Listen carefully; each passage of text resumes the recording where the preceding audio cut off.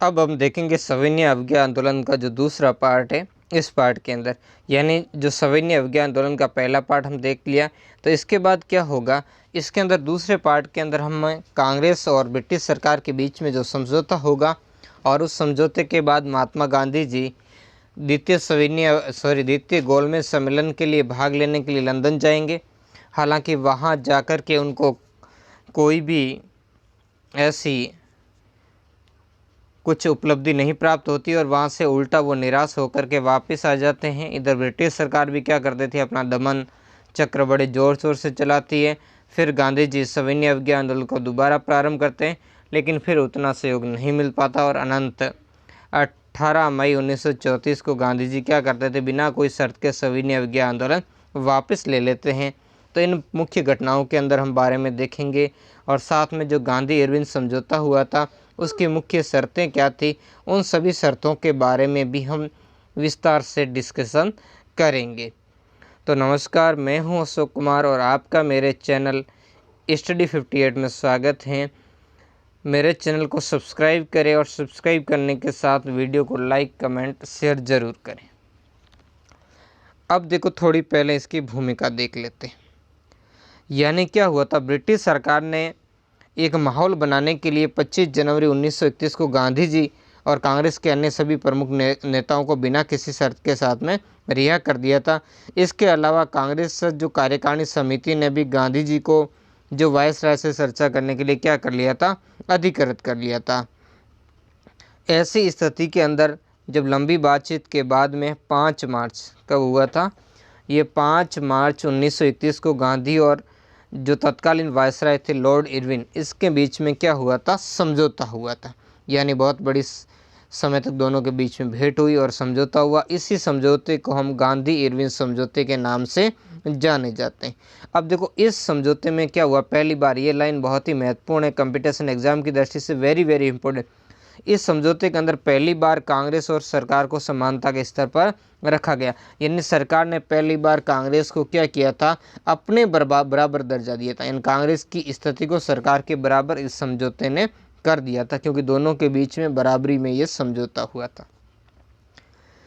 इस गांधी इरविन समझौते को दिल्ली पैक्ट, ये समझौता कहाँ पर हुआ था, दिल्ली में हुआ था। इसी कारण इसे दिल्ली इरविन समझौते के नाम से भी जाना जाता है या दिल्ली पैक्ट के नाम से।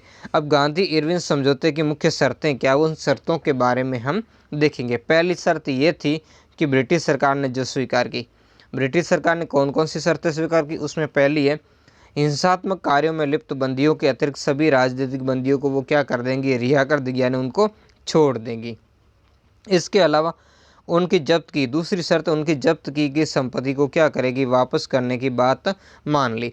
यानी जो भी इसमें भाग लेने वाले जो भी राजनीतिक बंदी है जिनकी संपत्ति का अपहरण सरकार ने कर लिया, उन संपत्ति को क्या कर दिया जाएगा, वापस कर लिया जाएगा। अगली शर्त क्या थी, सरकार ने समुद्र तटीय इलाकों में रहने वाले ग्रामीणों को घरेलू उपयोग के लिए नमक बनाने का अधिकार दे दिया था। ये महत्वपूर्ण, क्योंकि नमक को लेकर के ये आंदोलन चला था। तब सरकार ने क्या किया, जो समुद्र तट की एक निश्चित सीमा, उस सीमा के भीतर जो रहने वाले लोग हैं उनको अपने घरेलू उपयोग के लिए नमक बनाने की जो छूट है वो दे दी कि वो अपने घरेलू उपयोग के लिए, व्यावसायिक नहीं, वो घरेलू उपयोग के लिए नमक बना सकते हैं। इसके अलावा अगली शर्त, जिन सरकारी कर्मचारियों ने त्याग पत्र दे दिया, यानी नौकरी छोड़ दी है, उनके साथ में उन भारतीयों के मसले पर ब्रिटिश सरकार क्या करेगी, सहानुभूतिपूर्ण विचार विमर्श करेगी। यानी उनके साथ क्या बरतेगी, ब्रिटिश सरकार ने नरमी बरतने की बात मान ली। इसके अलावा अगला क्या था कि भारतीयों को शांतिपूर्ण धरना दिए जाने का क्या दिया गया था, अधिकार दिया। यानी अब भारतीय मदिरा या अफीम या विदेशी वस्तुओं की दुकानों के समूह क्या करेंगे, शांतिपूर्ण अपना विरोध प्रदर्शन कर सकेंगे, उसकी आज्ञा दी गई थी। इसके अलावा जो आपातकालीन अधिनियम है, अध्यादेश है, उनको भी ब्रिटिश सरकार ने वापस लेने की शर्त मान ली थी। तो अब इसके अलावा कुछ और चीज़ें थी जो ब्रिटिश सरकार ने नहीं मानी थी। वो 2 बातें थी, जैसे गांधी जी ने एक मांग की थी कि पुलिस ज्यादतियों की जांच कराई जाए, उससे भी नहीं स्वीकार किया था। दूसरा, भगत सिंह और उसके साथियों को जो फांसी की सज़ा की माफ़ी के लिए किया था, उस बात को भी शामिल नहीं किया। तो इसके कारण गांधी जी की आलोचना भी की जाती है कि उन्होंने इस समझौता होने के बावजूद भी भगत सिंह और उनके साथियों की फांसी को रोकने का कोई प्रयास नहीं किया था। अब इसके बदले में कांग्रेस यानी गांधी जी ने क्या था, कांग्रेस की तरफ से गांधी जी ने सरकार को क्या आश्वासन दिया था? गांधी जी ने आश्वासन दिया था सरकार को कि कांग्रेस क्या करेगी, सविनय अवज्ञा आंदोलन को समाप्त कर लेगी, यानी सविनय अवज्ञा आंदोलन को वापस करेगी, यानी उसको क्या करेगी, स्थगित कर देगी। इसके अलावा दूसरी शर्त ये थी कि कांग्रेस लंदन में होने वाले दूसरे गोलमेज सम्मेलन में भाग लेने को सफल हो गई थी, क्योंकि पहले गोलमेज सम्मेलन में कांग्रेस ने भाग नहीं लिया था, क्योंकि कांग्रेस इस समय सविनय अवज्ञा आंदोलन चला रही थी। इसी कारण समय ब्रिटिश सरकार और उसके प्रतिनिधि भी ये मानते थे कि जब तक कांग्रेस इस सम्मेलन में शामिल नहीं हुई तो इसलिए उसका कोई औचित्य नहीं था। अब इसके कई सारे कारण थे, इसके अलावा जो कुछ इस कारण के भूमिकाओं के बारे में भी मैं आपको बताऊंगा। अब गांधी जी ने यह तैयार हो गए तो उसके लिए कुछ उन्होंने बातें रखी थी। वो बातें ये थी कि इस शर्त पर, यानी गांधी जी ने सशर्त इस द्वितीय गोलमेज सम्मेलन में भाग लेने के लिए तैयार हुए थे। उसमें उन्होंने शर्त रखी कि वो इस शर्त पर इस सम्मेलन में भाग लेंगे कि यहाँ पर क्या होगा, संवैधानिक जो प्रश्नों के मुद्दे उस पर विचार किया जाएगा, और उस में कौन से उस समय के जो भारतीय परिसंघ है, भारतीय उत्तरदायित्व हैं और भारतीय हितों का संरक्षण एवं सुरक्षा के लिए जो अपर्यायी मुद्दे, उन पर विचार विमर्श किया जाएगा। जिसके अंदर हम ऐसे कहते हैं उसके अंदर रक्षा, विदेशी मामले, अल्पसंख्यकों की स्थिति, भारत की वित्तीय साख जैसे मुद्दों को क्या करवाया जाएगा, शामिल करवाया जाएगा। तो यहाँ तो सरकार ने एक बार हामी भर दी थी, लेकिन फिर वहाँ गांधी जी जाएंगे तो उसकी स्थिति उलटी होगी। उसके बारे में भी हम क्या करेंगे, चर्चा करेंगे। तो गांधी जी दूसरे गोलमेज सम्मेलन में भाग लेने के लिए कहाँ गए, लंदन। इस सम्मेलन में ब्रिटिश सरकार का कोई भी प्रस्ताव क्या था, गांधी जी के लिए स्वीकार करने योग्य नहीं था। अब देखो ये बातें थी क्योंकि सरकार क्या करती थी, गांधी जी को सिर्फ उनके लक्ष्यों से भटकाना ही चाहती थी। इसी कारण उन्होंने क्या किया था, एक बार इस आंदोलन को कमज़ोर कर दिया। इसके अलावा वो कांग्रेस पार्टी को भी और गांधी जी को भी कमज़ोर करना चाहती थी। साथ में ये दिखाना चाहती थी कि कांग्रेस ही केवल भारतीयों का मुख्य संगठन नहीं है, इसके अलावा और भी लोग हैं, है ना। तो इसी कारण उसने क्या किया था, कांग्रेस को इस समझौते के लिए क्या किया था, राजी कर लिया था। तो देखो इस कारण गांधी जी वहाँ पर गए। कब गए, दिल्ली समझौते के बाद में गांधी जी कांग्रेस के एकमात्र प्रतिनिधि के रूप में। एक चीज़ ध्यान रखनी है, यहाँ से गांधी जी जो राजपूताना नामक जहाज़ था, उस जहाज़ के अंदर महादेव देसाई, मदन मोहन मालवीय, देवदास गांधी, घनश्याम दास बिड़ला और मीराबेन, इन सब के साथ में वहाँ पर गए थे। तो गांधी जी को वैसे उनसे कोई उम्मीद भी नहीं थी, क्योंकि इस समय ब्रिटेन के अंदर जो सरकार भी क्या थी, दक्षिणपंथी खेमे की जो मैकडोनाल्ड है उसके नेतृत्व में सरकार थी। और वहाँ पर इस सम्मेलन के अंदर जो ब्रिटिश सरकार उन्हीं लोगों का ज़्यादा प्रतिनिधित्व कर रही थी जो क्या थे, रूढ़िवादी थे या प्रतिक्रियावादी थे या सांप्रदायिक थे या ब्रिटिश राजभक्त थे, वही। और जिनका उपयोग ब्रिटिश सरकार यानी ब्रिटिश जो साम्राज्यवादी सरकार वो ये प्रदर्शित करने के लिए कर रही थी कि कांग्रेस सभी भारतीयों की एकमात्र संस्था नहीं है। साथ ही सरकार का मकसद ये था कि हर मोर्चे पर गांधी जी को क्या किया जाए, हरा दिया जाए। इसी कारण ब्रिटिश सरकार ने गांधी जी के साथ में क्या किया था, ये जो समझौता किया था, और उन्हें द्वितीय विश्व जो दूसरा गोलमेज सम्मेलन है उस सम्मेलन में इन्हें शामिल होने के लिए क्या कर लिया था, राजी किया था, ताकि वो क्या करें, इंग्लैंड के अंदर इनका गांधी जी को अपमान कर सके। तो ऐसा ही हुआ क्या, क्योंकि वहाँ पर उसने ये दर्शा दिया कि कांग्रेस या गांधी जी ही एकमात्र भारतीयों के प्रतिनिधि नहीं हैं, और उन्हें वहाँ से असफल होकर के वापस लौटना पड़ा। वहाँ क्या हुआ, वहाँ ये किया ब्रिटिश सरकार के, वहाँ अल्पसंख्यकों जो उनके राजभक्त लोग थे, जो सांप्रदायिक प्रतिक्रियावादी लोग थे, उनके माध्यम से मुद्दे उठवाए, जिन्होंने क्या मुसलमानों के प्रतिनिधि थे, ईसाइयों के, आंग्ल भारतीय, दलितों के, उनके माध्यम से पृथक प्रतिनिधित्व की मांग करवाई, और इन सब से आपस में मिलकर के एक अल्पसंख्यक गठजोड़ भी करवा दिया था। और गांधी जी इसके विपरीत थे, गांधी जी किसी भी प्रकार के जो सांप्रदायिक आधार पर संवैधानिक प्रस्ताव का क्या किया था, विरोध किया था। इसके अलावा जो भारतीय रजवाड़े थे वो भी संघ बनाने के मुद्दे पर ज़्यादा उत्साहित नहीं थे, ठीक है ना। तो ये बहुत सारी बातें थी जिनके कारण इस सम्मेलन के अंदर गांधी जी को कुछ भी हाथ नहीं लगा। इसके अलावा जो ब्रिटिश सरकार थी, जिन्होंने गांधी जी को चाहती थी कि हर मोर्चे पर परास्त कर दिया जाए, उसमें काफ़ी हद तक सफल हो गई, और कांग्रेस को एकमात्र भारतीयों की प्रतिनिधि संस्था नहीं मानती थी, उसमें भी काफ़ी महत्व सिद्ध हो गई। इसी कारण उन्होंने यहाँ अपने जो हितकारी राजभक्त और प्रतिक्रियावादी लोगों को इस सम्मेलन में एकत्रित किया था। अब गांधी जी वहाँ से क्या हो गए, असफल होकर के 28 दिसंबर 1931 को भारत वापस आ गए। और भारत वापस आकर के फिर कांग्रेस कार्य समिति ने क्या कर दिया, सविनय अवज्ञा आंदोलन को फिर से चलाने का क्या कर दिया, निर्णय लिया था। यानी लंदन में द्वितीय गोलमेज सम्मेलन के समय सरकार ने गांधी इरविन समझौते के विपरीत क्या किया, भारत में दमन चक्र चालू रखा। यानी यहाँ पर क्या किया था, ब्रिटिश सरकार ने स्वीकार नहीं किया था, तो इस कारण भारत में क्या चलता रहा, सरकार ने बड़ा ही दमन चक्र चलाया था, है ना। तो इसमें क्या था, महात्मा गांधी ने भारत में आकर जो इरविन के स्तर पर नए नियुक्त वायसराय लॉर्ड वेलिंगटन से मिलकर बातचीत करने का प्रयास किया, किंतु उनका ये प्रयास क्या हो गया, असफल हो गया, क्योंकि उन्होंने मिलने से ही इनकार कर दिया था।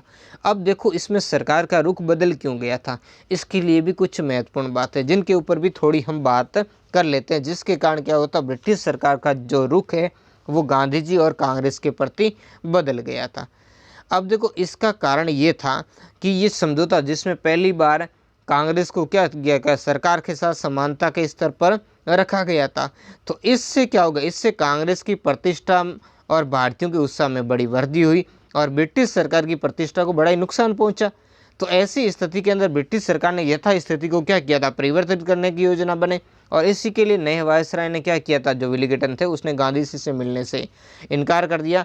इसके अलावा उन्होंने ये भी रोक लगाने का प्रयास किया कि गांधी जी वापस कोई आंदोलन प्रारंभ न करे और न ही इसकी उन्हें अनुमति दी जाए, और इसके अलावा जब भी अगर ऐसा करे तो क्या करेंगे, वो बड़ी क्रूरता के साथ में क्या करेंगे, उनका दमन करेंगे।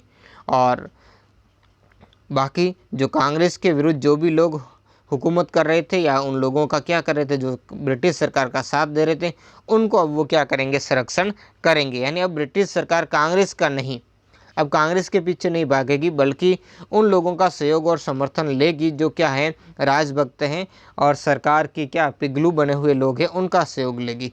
इसके अलावा जो इस राष्ट्रीय आंदोलन को ग्रामीण क्षेत्रों में बिल्कुल ही प्रसारित या संगठित होने के लिए नहीं देगी, यानी अब क्रूरतापूर्ण तरीके से क्या करेगी, इनका दमन करेगी। अब ये बातें इधर ये चल रही थी। ऐसी परिस्थितियों के अंदर गांधी जी ने 3 जनवरी 1932 को पुनः सविनय अवज्ञा आंदोलन प्रारंभ कर दिया, क्योंकि जब ब्रिटिश सरकार यहाँ बलपूर्वक तरीके से भारतीयों पर क्या कर रही थी, कार्रवाई कर रही थी। यानी क्या कार्रवाई कर रही थी, यहाँ से जो कांग्रेस के कार्यकर्ता थे और जो किसान थे उन पर कठोर दमनात्मक कार्रवाई कर रही थी, किसानों से बलपूर्वक लगान दे रही थी और भेदभावपूर्ण अध्यादेशों के द्वारा काफ़ी सारे लोगों को क्या कर लिया था, जेलों में डाल दिया था। तो इस स्थिति के अंदर गांधी जी ने 3 जनवरी 1932 को सविनय अवज्ञा आंदोलन को दोबारा प्रारंभ कर दिया। इसका दूसरा चरण, इस डेट को आप महत्वपूर्ण है, इसको ध्यान रखना। तो इसके अगले ही दिन यानी 4 जनवरी 1932 को गांधी जी को क्या कर लिया था, ब्रिटिश सरकार ने गिरफ्तार कर लिया।